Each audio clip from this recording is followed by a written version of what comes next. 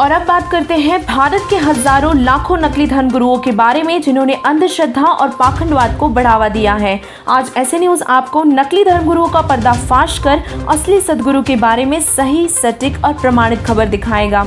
ऐसी न्यूज की टीम ने सभी धर्म के पवित्र धर्म ग्रंथों के आधार पर नकली धर्म गुरुओं की अंधश्रद्धा से भरी व्यर्थ की क्रियाओं के बारे में गहराई से रिसर्च की कि आखिर इनके द्वारा बताई गई भक्ति साधना शास्त्रों के अनुसार है भी या नहीं। यह धर्म गुरुओं द्वारा चलाए गए पंथ कब, कैसे और कहां से शुरू हुए तथा इसमें जुड़ने से अनुयायियों को कोई लाभ भी संभव है या नहीं। और अंत में बारीकी से अध्ययन करने पर हमारे सामने सच्चाई आई कि विश्व भर के लगभग सभी धर्म गुरु केवल अंधविश्वास और पाखंडवाद को ही बढ़ावा देते हैं। वे परमात्मा को निराकार बताते हैं तथा बताते हैं कि पाप कर्मदंड भोगने से ही समाप्त होता है, तथा नकली धर्म गुरु ब्रह्मा, विष्णु और महेश को अजर अमर बताते हैं और बताते हैं कि इनके कोई माता पिता भी नहीं है, तथा मूर्ति पूजा, व्रत, उपवास, हठयोग, मेडिटेशन, श्राद्ध क्रिया, पिंडदान, तीर्थ तर्पण आदि आदि क्रियाएं करवाते हैं।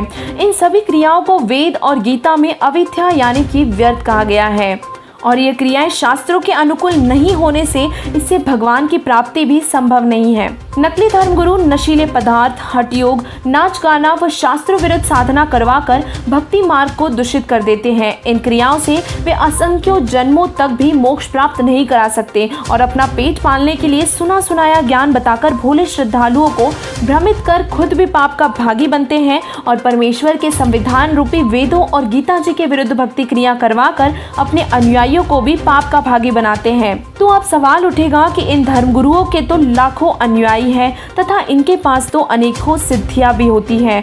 तो ऐसे न्यूज ने इसका जवाब ढूंढने के लिए जगत गुरु तत्वदर्शी संत रामपाल जी महाराज जी के मंगल प्रवचनों को सुना, जिससे पता चला कि शास्त्रों में सिद्धियों को एक मामूली जादूगर के खेल के समान बताया गया है। इससे मोक्ष संभव नहीं। संत रामपाल जी महाराज जी ने बताया है कि नाम से मोक्ष होगा। जो पूर्ण गुरु से सच्चा नाम, सतनाम और सार नाम प्राप्त कर लेगा, मोक्ष उसी का होगा। और यही प्रमाण पवित्र गीता जी के अध्याय नंबर 17 के श्लोक नंबर 23 और अध्याय नंबर 15 के श्लोक नंबर 1 से 4 में भी कहा गया है। ऐसे न्यूज की स्पेशल रिपोर्ट में ये पाया गया है कि व्रत, उपवास, श्राद्ध क्रिया, तीर्थ तर्पण, मूर्ति पूजा, मंदिर में शिवलिंग, शालिंग पूजा आदि क्रियाएं नकली धर्मगुरुओं की रोजी रोटी का एकमात्र साधन है। इन सभी क्रियाओं का शास्त्र विरुद्ध होने से कोई लाभ भी संभव नहीं है। नकली धर्मगुरु बताते हैं कि शिवलिंग पूजा, गंगा स्नान, तीर्थ यात्रा, गायत्री मंत्र का जाप व मृत्यु उपरांत देह संस्कार, श्राद्ध और पिंड भरवाना, इन सभी क्रियाओं को करने से जीव का मोक्ष हो जाता है।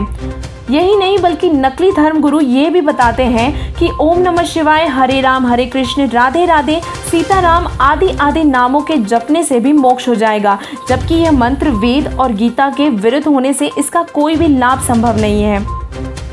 जगत गुरु तत्वदर्शी संत रामपाल जी महाराज जी ने प्रमाणित करके बताया है कि पूर्ण संत से दीक्षा लेकर केवल पूर्ण परमात्मा कबीर साहिब जी ही भक्ति करने के योग्य हैं। उन्होंने बताया है कि ब्रह्मा, विष्णु, महेश और दुर्गा और निरंजन समेत सभी देवी देवता पूजा के योग्य ही नहीं है, क्योंकि वे खुद जन्म मरण के चक्र में आते हैं और वे भी उस पूर्ण परमात्मा पर ही आश्रित हैं। और इसीलिए संत रामपाल जी महाराज जी ने कहा है कि सदगुरु पुरुष कबीर हैं, चारों युग परवान, झूठे गुरुआ मर गए, हो गए भूत मशान। अर्थात पूर्ण परमात्मा कबीर साहिब जी ही धरती पर चारों युगों में आते हैं और तत्व ज्ञान प्रकट कर अपने प्यारे हंसों को सद्भक्ति प्रदान करते हैं। 100 नारी जारी करे और सुरापान 100 बार, एक चिलम हुक्का भरे वो डूबे काली धारे।